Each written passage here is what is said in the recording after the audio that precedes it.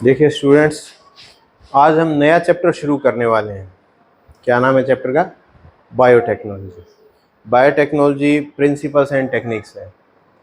तो किसी भी चीज़ को जब हम शुरू करते हैं उससे पहले उसके कुछ सिद्धांतों को हम जानते हैं, और इस चैप्टर के अंदर बायोटेक्नोलॉजी से रिलेटेड जितने भी टूल्स और टेक्निक्स आपके सिलेबस में हैं वो सारी की सारी यहाँ पे समझाई गई हैं।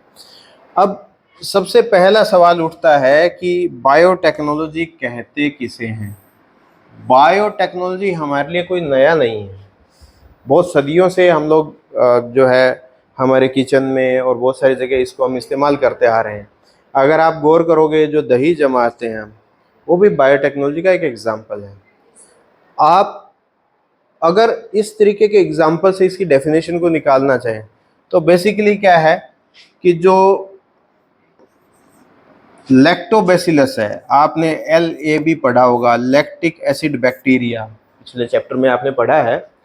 तो जो लैक्टोबैसिलस बैक्टीरिया है या लैक्टिक एसिड बैक्टीरिया है, वो क्या करते हैं, जो मिल्क है उसके अंदर प्रोटीन की क्लम्पिंग कर देते हैं प्लस लैक्टिक एसिड बना देते हैं।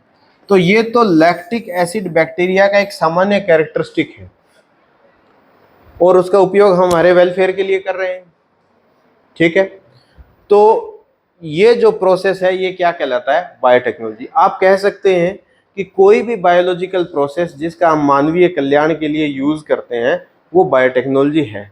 You can say that any biological process used for human welfare is known as biotechnology. इसकी बिल्कुल सरलतम डेफिनेशन तो यही है। अब इसके अलावा अगर आप टेक्निकली बात करना चाहें कि ये क्या किस तरीके से जो है होता है आपकी बुक के अंदर, जैसा कि आप प्रदर्शित किया गया है, तो आपकी बुक के अंदर दो प्रिंसिपल टेक्निक्स दी गई हैं। एक तो है जेनेटिक इंजीनियरिंग, दूसरी है टिश्यू कल्चर। आप बीटी कॉटन देखते हैं, बीटी कॉटन आपने सुना हुआ है, वो ऐसा कॉटन है जो कि इंसेक्ट के प्रति रेजिस्टेंट है। तो उसमें क्या किया गया है कि एक बैक्टीरिया से एक जीन लेकर के उस कॉटन के अंदर ट्रांसफर किया गया है, और उससे क्या है कि वो इंसेक्ट रेजिस्टेंट है। उस कॉटन को जो भी कीट खाता है वो स्वयं मर जाता है। हालांकि उसका प्रभाव मानव पर और पशुओं पर रिपोर्ट नहीं किया गया है, केवल जो ऑर्थ्रोपोड्स हैं उसी के ऊपर उसका प्रभाव है, इसलिए वो सेफ माना जा रहा है। तो बेसिकली क्या है कि जो बेसिलस थ्यूरिजेंसिस बैक्टीरिया है वो एक प्रोटीन बनाता है, और उस प्रोटीन के कारण उन ऑर्थ्रोपोड्स की डेथ होती है, और वो प्रोटीन बनाने वाला जीन जो है वो हमने किस में ट्रांसफर कर दिया? कॉटन में, और उसी के नाम के ऊपर हमने उसको क्या कहा है? BT cotton. तो अगर आप कोई भी एक तरीके का एग्जाम्पल लेकर के इसे पढ़ना चाहेंगे तो आपके लिए बहुत आसान रहेगा। आगे जो मैंने एक डायग्राम बनाया है उसमें इस एग्जाम्पल को लेकर के ही आपको समझाया। अभी ये पूरा जो लेक्चर अपना चलेगा वो इंट्रोडक्टरी चलेगा, बाद में स्पेसिफिक टेक्निक्स के ऊपर हम चलेंगे। तो जेनेटिक इंजीनियरिंग और टिश्यू कल्चर दोनों को हम साथ में इसलिए लेते हैं। जेनेटिक इंजीनियरिंग क्या है? अगर किसी भी ऑर्गेनिज्म के DNA के अंदर आप हेर फेर करते हो, बदलते हो उसे, तो उसके कैरेक्टर भी बदल जाएंगे, उसके गुण भी बदल जाएंगे। और किसी भी ऑर्गेनिज्म के जेनेटिक्स में हेर फेर करके डिजायर्ड कैरेक्टर प्राप्त करना ही क्या कहलाता है? Genetic engineering. ठीक है। और दूसरा, प्लांट टिश्यू कल्चर इसके लिए एक एसेसरी टेक्निक हो जाता है। मान लीजिए आपने एक सेल के अंदर जीन ट्रांसफर तो कर दिया, लेकिन उस सेल से आपको पूरा प्लांट तो बनाना है। तो पूरा प्लांट बनाने के लिए जो आप टेक्निक यूज करेंगे वो क्या है? Plant tissue culture. अब टिश्यू कल्चर क्या है? आपको विश्वास नहीं होगा अगर हम कुछ बात करेंगे कि किसी भी प्लांट की लीफ को लेकर के आप टेस्ट ट्यूब में पूरा प्लांट बना सकते हैं, स्टेम को लेकर के आप पूरा प्लांट बना सकते हैं। कैसे बना सकते हैं ये आपको विश्वास नहीं होगा, इस पर हम बात करेंगे। तो प्लांट टिश्यू कल्चर क्या होता है? हम ये पहले स्टडी करते हैं कि प्लांट को उसके न्यूट्रिशन के लिए क्या क्या चाहिए। वही सब चीज़ें, वही सब इन्वायरमेंट अगर हम उसे टेस्ट ट्यूब में उपलब्ध करा दें तो उसे ग्रोथ करनी चाहिए।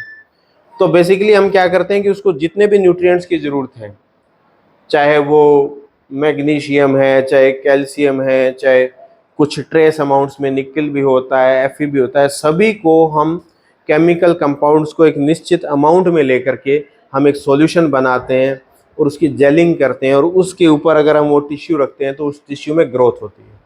ये सारा का सारा बेसिकली क्या है, प्लांट टिश्यू कल्चर है। आप हायर क्लासेस के अंदर इसके अंदर और ज़्यादा डिटेल से भी इसे पढ़ेंगे। तो अभी के लिए आपको थोड़ा सा इसका प्राइमरी आइडिया मैं दूंगा। दोनों टेक्निक्स को हम देखेंगे। पहले तो हम जेनेटिक इंजीनियरिंग को देखेंगे और उसके बाद हम प्लांट टिश्यू कल्चर को देखेंगे। तो इन दोनों टेक्निक्स को हम देखने वाले हैं। इससे पहले मैं पूरा जो आपका ये चैप्टर है इसका लेआउट एक डायग्राम से मैंने बताने का प्रयास किया, उसे हम देखते हैं। देखो बेटा, काफी लंबा है इसके अंदर प्रोसेस जो है, लेकिन फिर भी आप इसे समझ पाएंगे। अभी जैसे हमने बीटी कॉटन की बात करी थी, तो बीटी कॉटन के अंदर जो बीटी जीन पाया जाता है वो कहाँ पाया जाता है? बैक्टीरिया में पाया जाता है। और बैक्टीरिया का नाम क्या है? बैसिलस थ्यूरिजेंसिस। ठीक है, और उसे ट्रांसफर हमें किस में करना है? कॉटन में करना है। तो बैक्टीरिया को हम लाइसिस करेंगे, पहले तो इसका जीन निकालना पड़ेगा ना, वो लाइसिस करेंगे और लाइसिस करके इसका पूरा ये डीएनए आपने निकाल लिया है। इस डीएनए को रेस्ट्रिक्शन एंडोन्यूक्लियस, एक एंजाइम होते हैं, इसके बारे में हम आगे डिटेल से पढ़ेंगे। रेस्ट्रिक्शन एंडोन्यूक्लियस से इसे काट करके छोटे छोटे टुकड़े कर लिए, यानी आप अगर किसी सॉल्यूशन में इसे लेंगे और वहाँ पर रेस्ट्रिक्शन एंडोन्यूक्लियस एंजाइम डालेंगे तो डीएनए जो है वो एक स्पेसिफिक साइट पे कटने के कारण छोटे छोटे टुकड़ों में बंट जाता है। उसको हम क्या करेंगे? एक जेल प्लेट के ऊपर रख देते हैं और इधर की तरफ कौन सा चार्ज पॉजिटिव, इधर की तरफ नेगेटिव लगाते हैं, तो उस वजह से ये सारे स्ट्रैंड्स इस तरीके से जेल प्लेट के ऊपर व्यवस्थित हो जाते हैं। इसमें से हम क्या सिलेक्शन कर लेते हैं जो हमारे काम का है।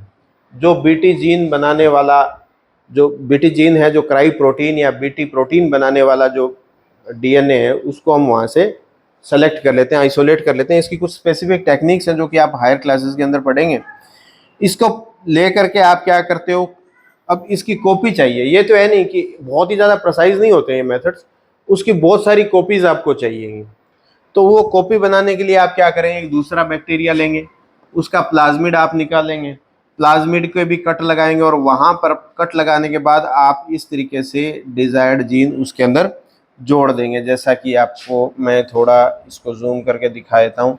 ये देखिए, ये प्लाज्मिड के अंदर हमने डिजायर्ड जीन को जोड़ दिया है और इस जीन को हम किस में ट्रांसफर कर देंगे? वापस ई कोलाई में। ई कोलाई में कैसे ट्रांसफर करते हैं? ई कोलाई एक बैक्टीरिया है, बैक्टीरिया लेते हैं, सॉल्यूशन में ये कुछ प्लाज्मिड्स जिस पे आपने जोड़ा है डीएनए का पार्ट, वो जोड़ करके आप इसके अंदर क्या है, सॉल्यूशन होता है। जब आप हीट एंड कोल्ड के इसके ऊपर स्ट्रोक्स देते हैं तो ये इसके अंदर एंटर कर जाते हैं। यानी ये जो बैक्टीरिया है, इस बैक्टीरिया के अंदर यहाँ पर ये जो रिकॉम्बिनेंट प्लाज्मिड है जिसके साथ आपका डीएनए जुड़ा हुआ है, वो इसके अंदर एंटर कर जाएगा। और आपको पता है कि बैक्टीरिया प्रत्येक 20 मिनट के अंदर अपनी संख्या को बढ़ा लेते हैं, डबल कर लेते हैं। जब इनको कल्चर करेंगे तो बैक्टीरिया के साथ साथ आपका जो डिजायर्ड जीन है वो भी कल्चर हो जाएगा। ठीक है, तो इस तरीके से ये उसकी संख्या बढ़ाने वाला प्रोसेस है बेटा। क्लोनिंग करते हैं इसकी और इसके बाद यहाँ से इसको निकाल लेते हैं। ज़्यादा संख्या में जब ये होता है, इसको निकाल करके फिर आप किसी भी प्लांट सेल, जैसे कॉटन का कोई आपने सेल ले लिया, उसके अंदर ट्रांसफ़र करते हैं। ट्रांसफ़र के कुछ मेथड्स हैं, इलेक्ट्रोपोरेशन है या एग्रोबैक्टीरियम है या फिर लिपोफेक्शन है या पार्टिकल गन मेथड है या को कल्चर है या फिर जो है कोई दूसरा मेथड, भी बहुत सारे मेथड्स अवेलेबल हैं। उसका उपयोग करके हम उसे ट्रांसफ़र कर देते हैं। जब सेल के अंदर आ गया है वो डीएनए, उसको हम जो है वो टिश्यू कल्चर कर लेंगे, प्लांट टिश्यू कल्चर, और कंप्लीट प्लांट बना देंगे। और वो प्लांट क्या हो जाएगा? बीटी कॉटन, जिसे हम खेतों में इस्तेमाल कर सकते हैं। तो एक तरीके से पूरा लेआउट तो बेटा ये हो गया। अब हम जो पढ़ने वाले हैं आगे चैप्टर के अंदर, वो देखिए बेटा, हम ये पढ़ेंगे कि रेस्ट्रिक्शन एंडोन्यूक्लियस कैसे काम करते हैं। ठीक है, इलेक्ट्रोफोरेसिस कैसे होती है, इसकी संरचना कैसी है, हमें कैसे पता चलेगा। मान लीजिए ये बैक्टीरिया है, बैक्टीरिया के अंदर ये इसका मेन जीनोम है और ये इसका प्लाज्मिड आता है। तो प्लाज्मिड तो ऐसा भी आ सकता है जिसके अंदर डीएनए डला ही नहीं, वो वाला जो हम चाहते हैं, या फिर ऐसा आ सकता है जिसके अंदर डीएनए डल गया हो, या फिर ऐसा भी आ सकता है जहाँ कोई प्लाज्मिड ही ट्रांसफर ना हुआ हो, यानी केवल यही रह गया हो। ये तो माइक्रोस्कोप से तो हमें ये दिखाई नहीं देता है। तो इसको सेलेक्ट करते हैं तो सेलेक्टेबल मार्कर्स होते हैं, तो इसलिए इसकी स्ट्रक्चर भी हम देखेंगे। और इसके अलावा एक और चीज आई है, नई चीज आई है, जैसे जो डीएनए है,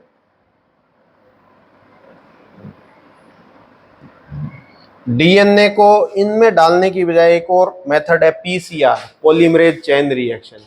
डीएनए की डिजायर्ड जीन की एक कॉपी ले ली, उसी को ही हमारे पास कुछ थर्मोसाइक्लर्स होते हैं, उसके मेथड से, उसी मेथड से हम जो है उसको मल्टीप्लिकेशन कर लेते हैं। तो आप पीसीआर पढ़ने वाले हैं, उसमें पीसीआर भी पढ़ेंगे, प्लाज्मिड भी पढ़ेंगे, ठीक है।